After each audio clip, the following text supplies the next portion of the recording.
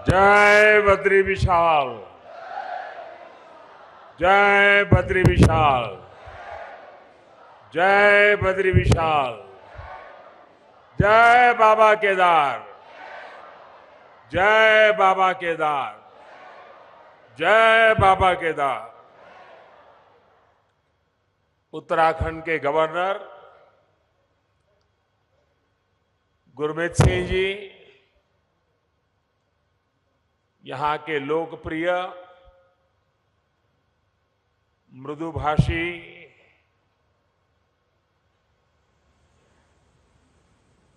हर पल जिसके चेहरे पर स्मित रहता है, ऐसे हमारे पुष्कर सिंह धामी जी, संसद में मेरे साथी श्री तीरथ सिंह रावत जी, भाई धन सिंह रावत जी, महेंद्र भाई भट्ट जी, अन्य सभी महानुभाव और मेरे प्यारे भाई और बहनों, आज बाबा केदार और बद्री विशाल जी के दर्शन करके, उनके आशीर्वाद प्राप्त करके जीवन धन्य हो गया, मन प्रसन्न हो गया।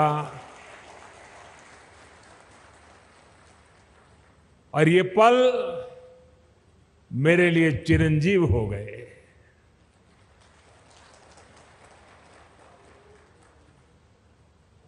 बाबा के सानिध्य में, बाबा के आदेश से, बाबा की कृपा से पिछली बार जब आया था तो कुछ शब्द मेरे मुंह से निकले थे। वो शब्द मेरे नहीं थे। कैसे आए, क्यों आए, किसने दिए, पता नहीं है, लेकिन यूं ही मुंह से निकल गया था कि ये दशक उत्तराखंड का दशक होगा।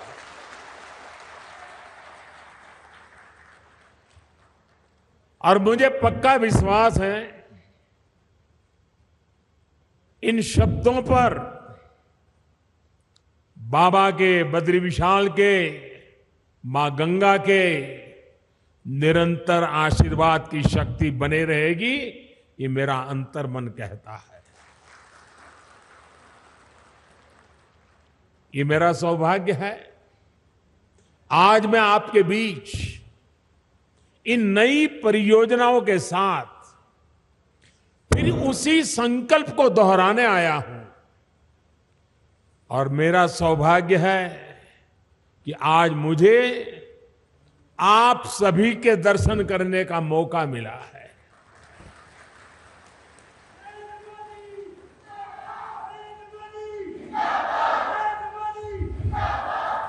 माणा गांव भारत के अंतिम गांव के रूप में जाना जाता है, लेकिन जैसे हमारे मुख्यमंत्री जी ने इच्छा प्रकट की, अब तो मेरे लिए भी सीमा पर बसा हर गांव देश का पहला गांव ही है।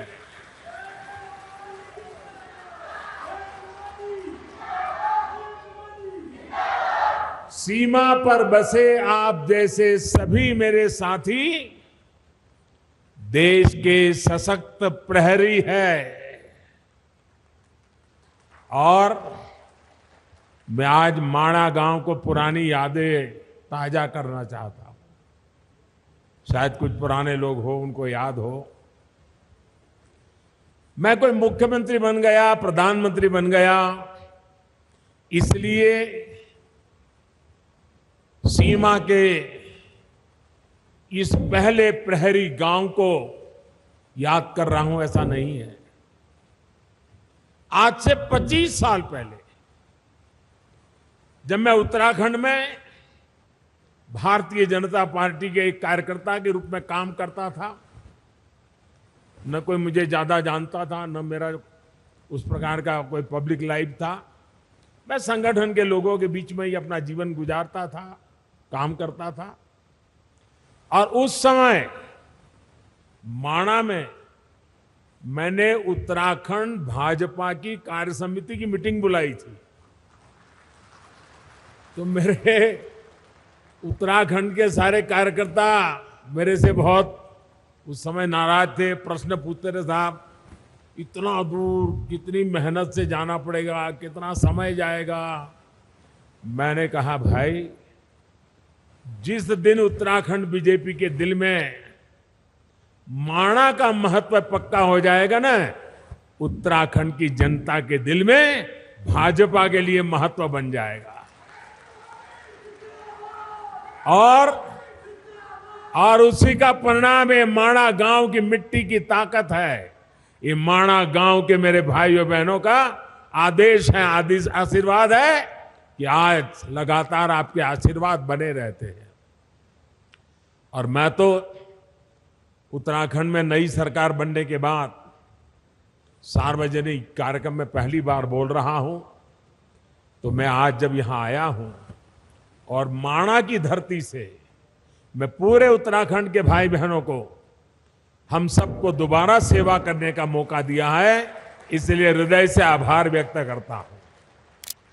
साथियों, 21वीं सदी के विकसित भारत के निर्माण के दो प्रमुख स्तंभ है। पहला, अपनी विरासत पर गर्व, और दूसरा, विकास के लिए हर संभव प्रयास। आज उत्तराखंड इन दोनों ही स्तंभों को मजबूत कर रहा है। आज सुबह मैंने बाबा केदार की और बाद में बद्रीनाथ विशाल के चरणों में जाके प्रार्थना की, और साथ साथ, क्योंकि परमात्मा ने मुझे जो काम दिया है वो भी मुझे करना होता है, और मेरे लिए तो देश के 130 करोड़ की जनता वो भी परमात्मा का रूप है। और इसलिए मैंने विकास कार्यों की भी समीक्षा की।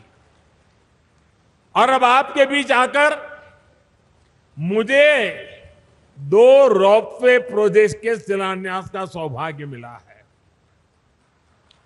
इससे केदारनाथ जी और गुरुद्वारा हेमकुंड साहब के दर्शन करना और आसान हो जाएगा। गुरु ग्रंथ साहब की हम पर कृपा बनी रहे, सभी पूज्य गुरुओं पे हम पर कृपा बनी रहे कि ऐसा पवित्र कार्य करने का गुरुओं के आशीर्वाद से हमें अवसर मिला है। बाबा केदार के आशीर्वाद बने रहे। और आप कल्पना कर सकते हैं, ये रोपवे ने खंबे, तार, अंदर बैठने के लिए कार, इतना मात्र नहीं है। ये रोपवे तेज गति से आपको बाबा के पास ले जाएगा, इतना नहीं है। इसके होने से, इस पे काम करने वाले लोगों से आप कल्पना नहीं कर सकते हैं मेरे देश के 130 करोड़ देशवासियों के आशीर्वाद उन पर बरसने वाले हैं। हेमकुंड साहब पे दुनिया भर में गुरु ग्रंथ साहब की पवित्र पूजा करने वाले जितने भी मेरे भाई बहन हैं, आज हमें आशीर्वाद बरसाते होंगे कि आज हेमकुंड साहब तक का ये रोपवे बन रहा है। आप कल्पना नहीं कर सकते इसकी ताकत क्या है। आप देखना, आज यूके हो, जर्मनी हो, कनाडा हो, वहां पर उत्सव मनाया जाएगा, क्योंकि अब हेमकुंड साहब तक जाने का रोपवे बन जाएगा। और समय तो बचेगा, भक्ति में मन और ज्यादा लगेगा। विकास के इन सभी प्रोजेक्ट्स के लिए उत्तराखंड को और देश विदेश के हर आस्थावान श्रद्धालु को मैं आज बहुत बहुत बधाई देता हूं। और गुरुओं की कृपा बनी रहे, बाबा केदार की कृपा बनी रहे, बद्री विशाल की कृपा बनी रहे, यही, और हमारे सभी श्रमिक साथियों को भी शक्ति मिले ताकि वे भी पूरी ताकत से समय सीमा में इस काम को पूरा करें। और हम प्रार्थना करें, हर बार प्रार्थना करें, क्योंकि ये बहुत कठिन इलाका है, यहां काम करना कठिन होता है, हवाएं तेज चलती है और इतनी ऊंचाई पे जाके काम करना होता है।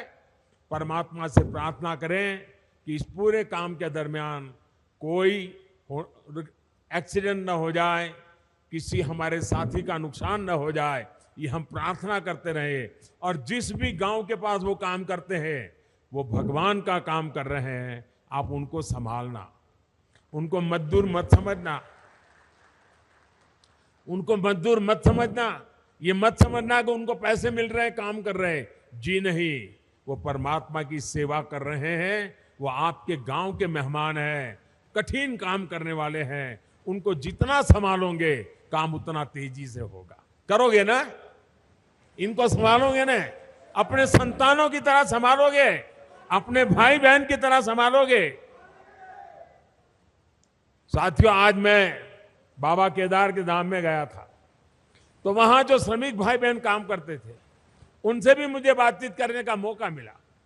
जो इंजीनियर लोग हैं, उनके भी साथ बात करने का मौका मिला। मुझे इतना अच्छा लगा। और वो कह रहे थे कि हम कोई रोड का या इमारत का काम नहीं कर रहे हैं, हम तो बाबा के पूजा कर रहे हैं, बाबा की पूजा कर रहे हैं, और ये हमारा पूजा करने का तरीका है। साथियों, देश की आजादी के 75 साल पूरे होने पर मैंने लाल किले से एक आह्वान किया है। ये आह्वान है गुलामी की मानसिकता से पूरी तरह मुक्ति का। आजादी के इतने वर्षों के बाद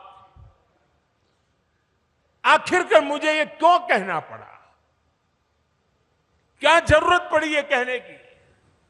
ऐसा इसलिए क्योंकि हमारे देश को गुलामी की मानसिकता ने ऐसा जकड़ा हुआ है कि प्रगति का हर कार्य कुछ लोगों को अपराध की तरह लगता है। या तो गुलामी के तराजू से प्रगति के काम को तोला जाता है। इसलिए लंबे समय तक हमारे यहां अपने आस्था स्थलों के विकास को लेकर एक नफरत का भाव रहा। विदेशों में वहां की संस्कृति से जुड़े स्थानों की ये लोग तारीफ करते करते नहीं थकते, लेकिन भारत में इस प्रकार के काम को हे दृष्टि से देखा जाता था। इसकी वजह एक ही थी, अपनी संस्कृति को लेकर हीन भावना, अपने आस्था स्थलों पर अविश्वास, अपनी विरासत से विद्वेष। और ये हमारे समाज में आज बड़ा हो ऐसा नहीं है। आजादी के बाद सोमनाथ मंदिर के निर्माण के समय क्या हुआ था वो हम सब जानते हैं। इसके बाद राम मंदिर के निर्माण के समय इतिहास से भी हम भली भांति परिचित हैं। गुलामी की ऐसी मानसिकता ने हमारे पूजनीय पवित्र आस्था स्थलों को जर्जर स्थिति में ला दिया था। सैकड़ों वर्षों से मौसम की मार सहते आ रहे पत्थर, मंदिर स्थल, पूजा स्थल के जाने के मार्ग, वहां पर पानी की व्यवस्था, तो उसकी तबाही, सब कुछ तबाह होकर के रख दिया गया था। आप याद करिए साथियों, दशकों तक हमारे आध्यात्मिक केंद्रों की स्थिति ऐसी रही, वहां की यात्रा जीवन की सबसे कठिन यात्रा बन जाती थी। जिसके प्रति कोटि कोटि लोगों की श्रद्धा हो, हजारों साल से श्रद्धा हो, जीवन का एक सपना हो कि उस धाम में जाकर के मत्था टेक के आएंगे, लेकिन सरकारें ऐसी रही कि अपने ही नागरिकों को वहां तक जाने की सुविधा करने का उनको जरूरी नहीं लगा। पता नहीं कौन सी गुलामी की मानसिकता ने उनको जकड़ के रखा था। यह अन्याय था कि नहीं था भाइयों? यह अन्याय था कि नहीं था? ये जवाब आपका नहीं है, ये जवाब 130 करोड़ देशवासियों का है। और आपके इन सवालों का जवाब देने के लिए ईश्वर ने मुझे ये काम दिया है।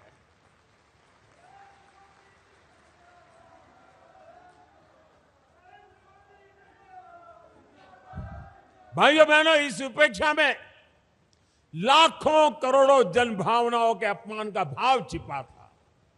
इसके पीछे पिछली सरकारों का निहित स्वार्थ था। लेकिन भाइयों और बहनों, ये लोग हजारों वर्ष पुरानी हमारी संस्कृति की शक्ति को समझ नहीं पाए। वो ये भूल गए कि आस्था के केंद्र सिर्फ एक ढांचा नहीं, बल्कि हमारे लिए ये प्राण शक्ति है, प्राण वायु की तरह है।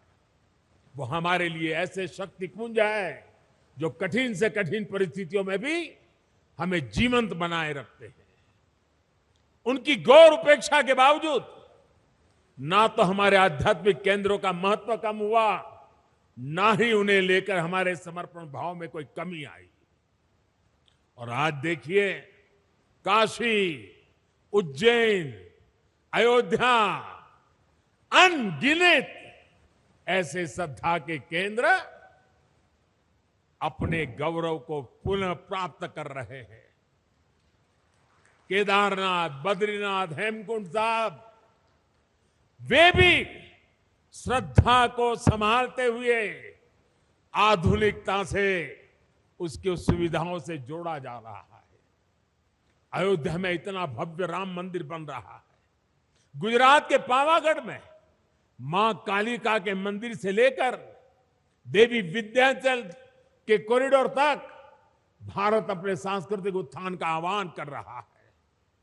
आस्था के इन केंद्रों तक पहुंचना अब हर श्रद्धालु के लिए सुगम और सरल हो रहा है।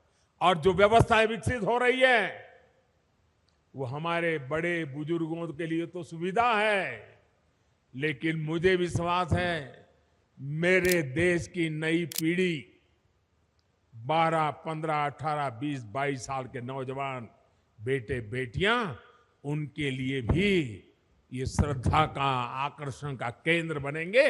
वो हमारी नीति होनी चाहिए। अब हमारे दिव्यांग साथी भी इन स्थानों पर जाकर दर्शन कर रहे हैं। मुझे याद है, मैंने जब गिरनार में रोपवे बनाया, 80-80 साल के माता पिता ऐसे बुजुर्ग लोग वहां आने के बाद मुझे चिट्ठी लिखते थे कि कभी सोचा नहीं था कि गिरनार पर्वत पे जाकर के तीर्थ क्षेत्रों की हम पूजा दर्शन कर पाएंगे। आज वो इतने आशीर्वाद दे रहे हैं। एक रोपवे बनाया। साथियों, इस ताकत को कई लोग पहचान ही नहीं पाते। आज पूरा देश अपने आध्यात्मिक केंद्रों को लेकर गर्व के भाव से भर गया है। उत्तराखंड की ये देवभूमि स्वयं इस परिवर्तन की साक्षी बन रही है। डबल इंजन की सरकार बनने से पहले केदारनाथ में एक सीजन में ज्यादा से ज्यादा 5 लाख श्रद्धालु आया करते थे। अब इस सीजन में ये संख्या मुझे बता रहे हैं 45 लाख। अब देखिए साथियों, आस्था और आध्यात्म के स्थलों के इस पुनर्निर्माण का एक और पक्ष है जिसकी उतनी चर्चा नहीं हो पाती है। ये पक्ष है पहाड़ के लोगों की ईज ऑफ लिविंग का, पहाड़ के युवाओं को रोजगार का। जब पहाड़ पर रेल, रोड और रोप पे पहुंचते हैं तो अपने साथ रोजगार लेकर के आते हैं। जब पहाड़ पर रेल और रोड और रोप पे पहुंचते हैं तो ये पहाड़ का जीवन भी जानदार, शानदार और अधिक आसान बना देते हैं। ये सुविधाएं पहाड़ पर टूरिज्म भी बढ़ाती हैं, ट्रांसपोर्टेशन भी आसान करती है। अब तो हमारी सरकार ड्रोन को भी पहाड़ों पर सामान के ट्रांसपोर्ट का प्रमुख साधन बनाने पर काम कर रही है।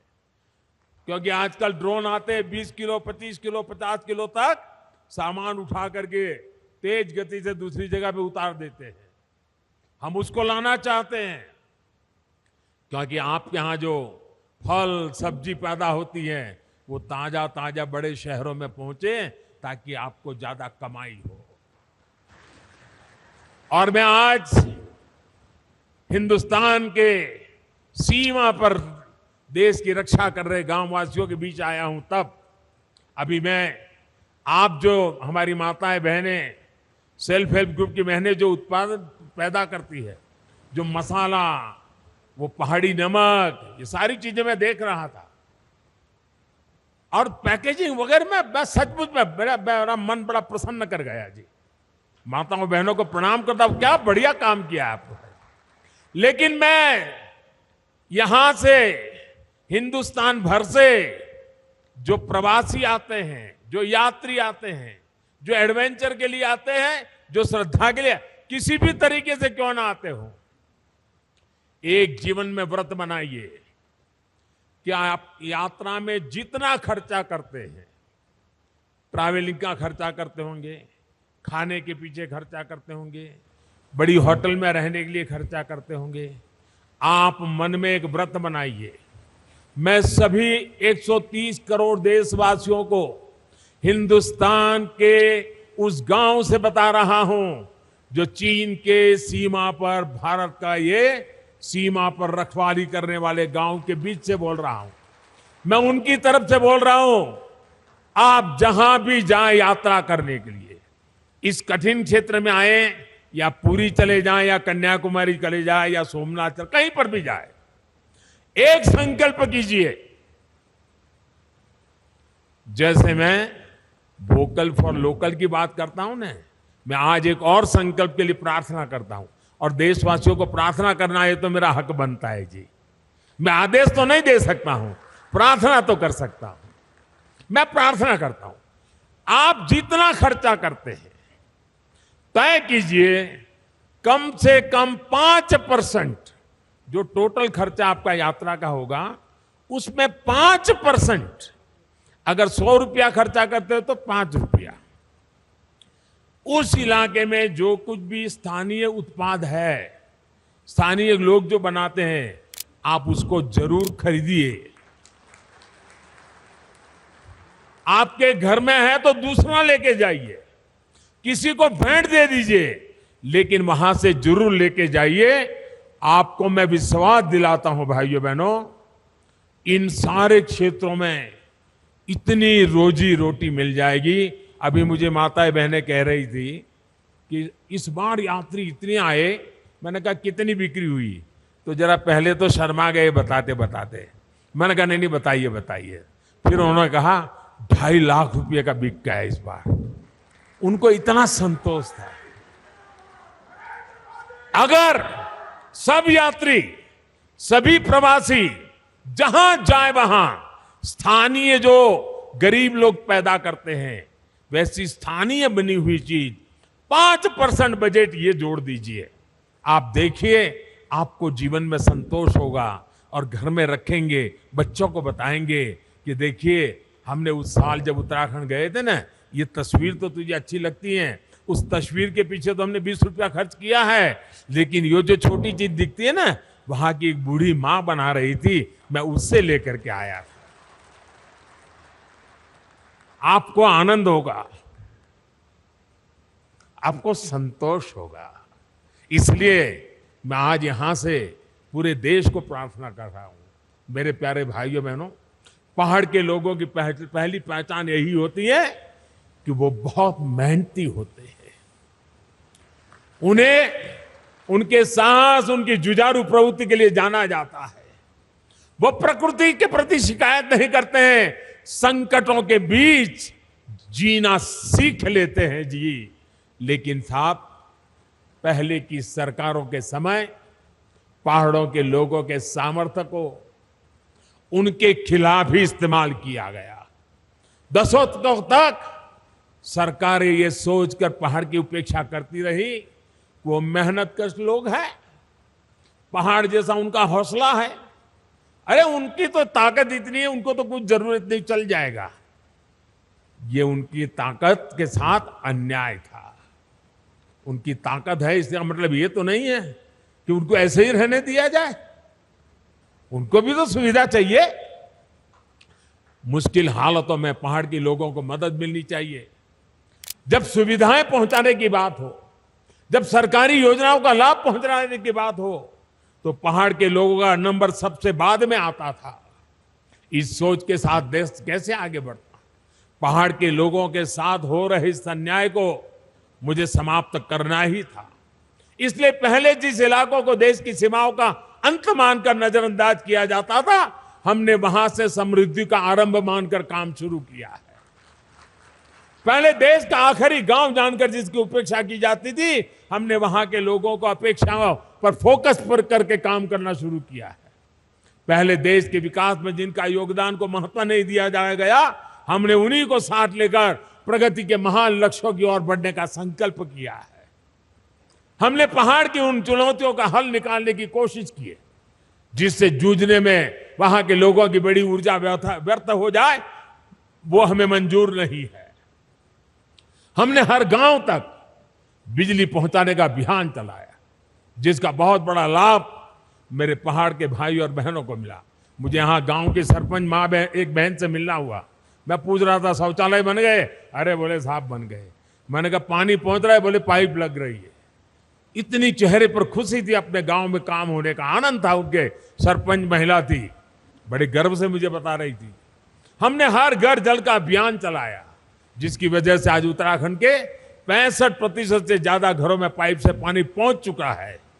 हमने हर पंचायत को ऑप्टिकल फाइबर से जोड़ने का अभियान चलाया, जिसकी वजह से उत्तराखंड के कोने कोने में आज डिजिटल कनेक्टिविटी पहुंच रही। मैं आज देख रहा था, इनके वे भी ऑनलाइन पैसे ले रहे थे, डिजिटल फिनटेक।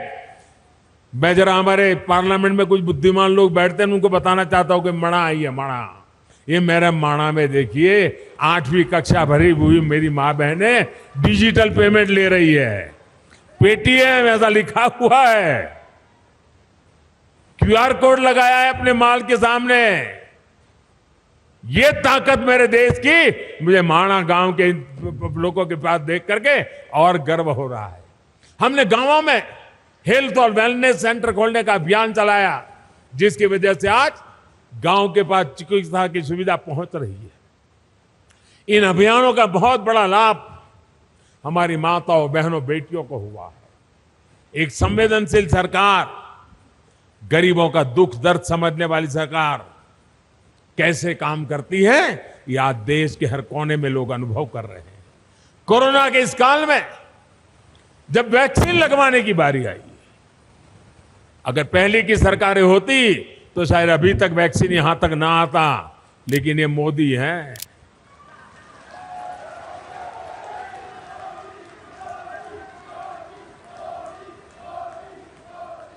मैंने कहा कोरोना जाए उसकी ज्यादा तेजी से मुझे वैक्सीन पहाड़ों में ले जानी है, और मैं सरकार को बधाई देता हूं। मेरे उत्तराखंड और मेरे हिमाचल 2 प्रदेशों ने सबसे पहले वैक्सीनेशन का काम पूरा कर दिया भाई।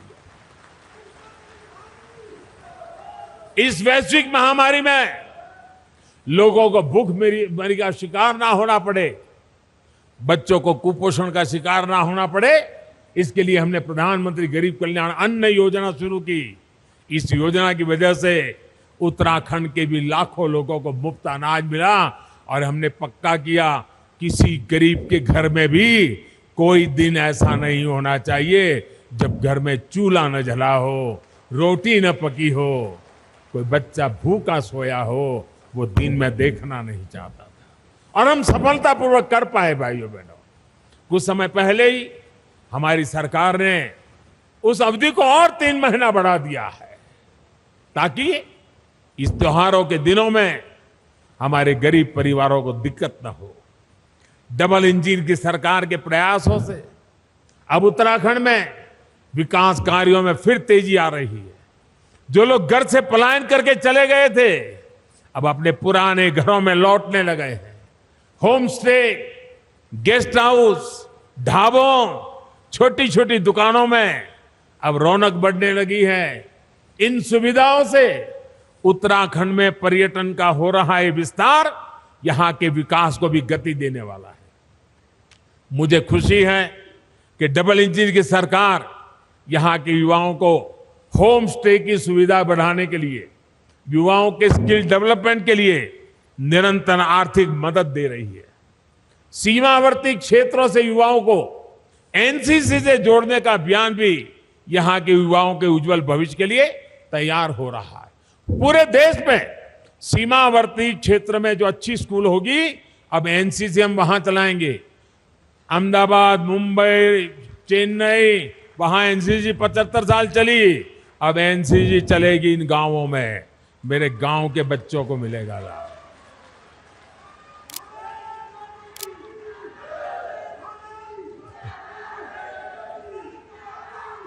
साथियों, हमारे पहाड़ के लोगों की सबसे बड़ी चुनौती रहती है कनेक्टिविटी। कनेक्टिविटी ना हो तो पहाड़ पर जीवन वाकई पहाड़ जैसा हो जाता है। हमारी डबल इंजन की सरकार इस चुनौती का भी समाधान कर रही है।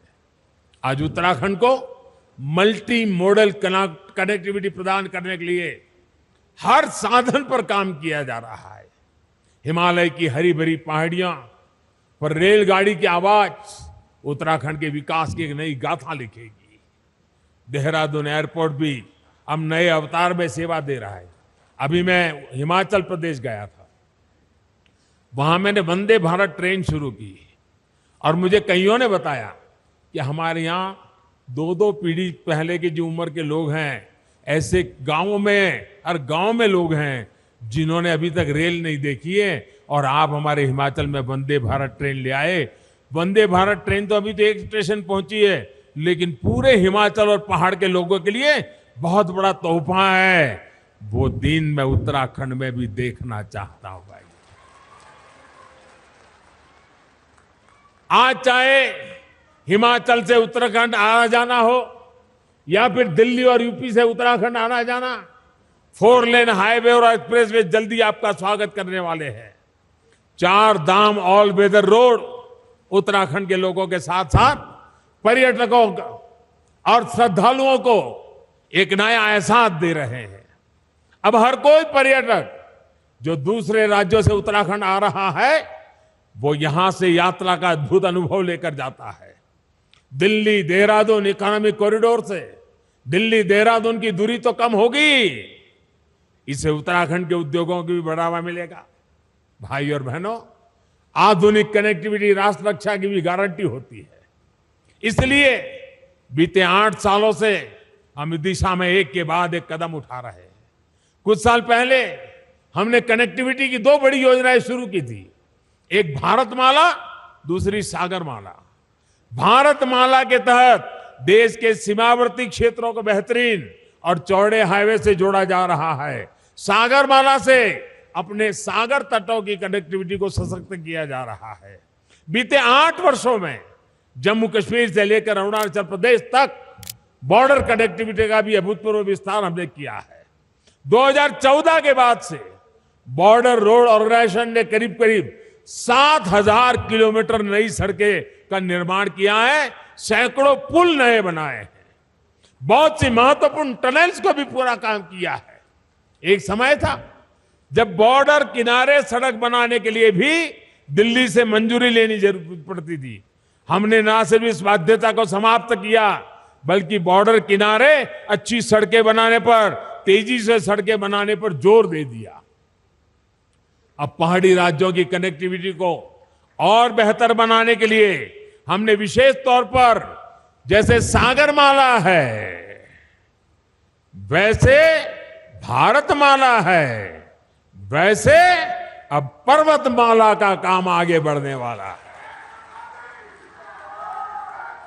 इसके तहत उत्तराखंड और हिमाचल में रोपवे का एक बहुत बड़ा नेटवर्क बनना शुरू हो चुका है। हमारे यहां जब हम बॉर्डर की बात सुनते हैं तो यही मन में आता है कि वहां सिर्फ फौजी साथी होंगे, बाकी सब वीरान होगा। लेकिन इस धारणा को भी हमें बदलना है और धरातल भी इसको हमें बदल के रहना है।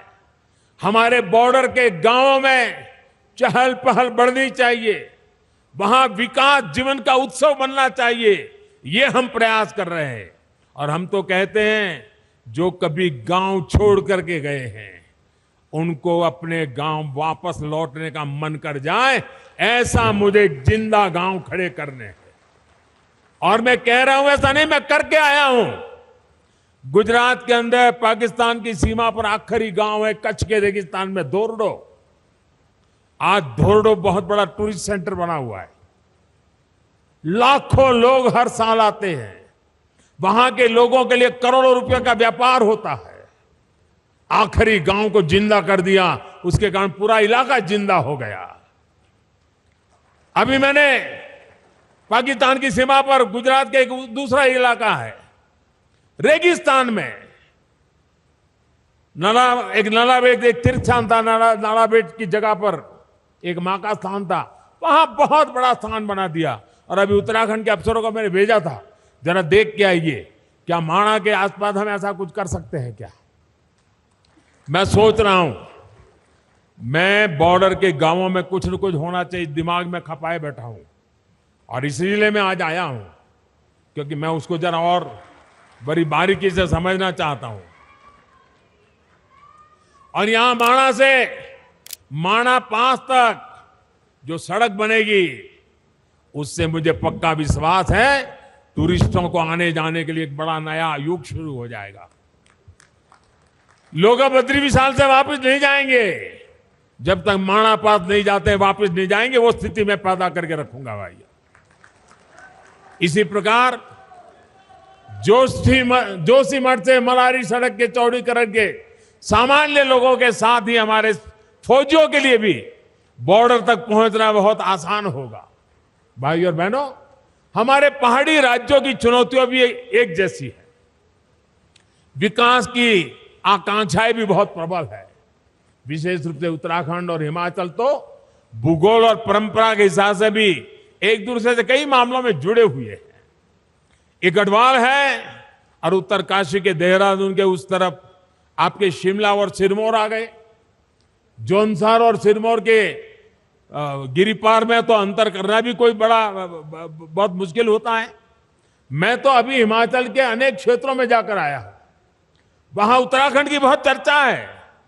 हिमाचल वाले कह रहे हैं कि जिस प्रकार उत्तराखंड ने तेज विकास के लिए, धरोहरों, आस्था के स्थानों को विकास के लिए, बॉर्डर और पहाड़ी क्षेत्रों की सुविधा बढ़ाने के लिए डबल-इंजन के सरकार को दोबारा ले आए हैं, वही मंत्र हिमाचल को भी प्रेरणा दे रहा है।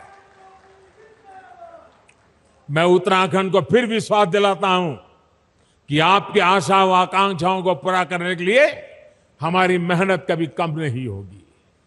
मैं बाबा केदार और बद्री विशाल से इस जन विश्वास पर खरा उतरने का आशीर्वाद मांगने भी यहां आया हूं। एक बार फिर विकास के लिए, विकास की परियोजनाओं के लिए मैं आप सबको बहुत बहुत बधाई देता हूं। और इतनी बड़ी तादाद में आप आशीर्वाद देने आए, माताएं बहनें आई। शायद आज घर में कोई नहीं होगा, छोटा सा माणा आज पूरा यहां माहौल बदल दिया है। मैं कितना भाग्यवान हूं जब ये माताएं बहनें मुझे आशीर्वाद दी।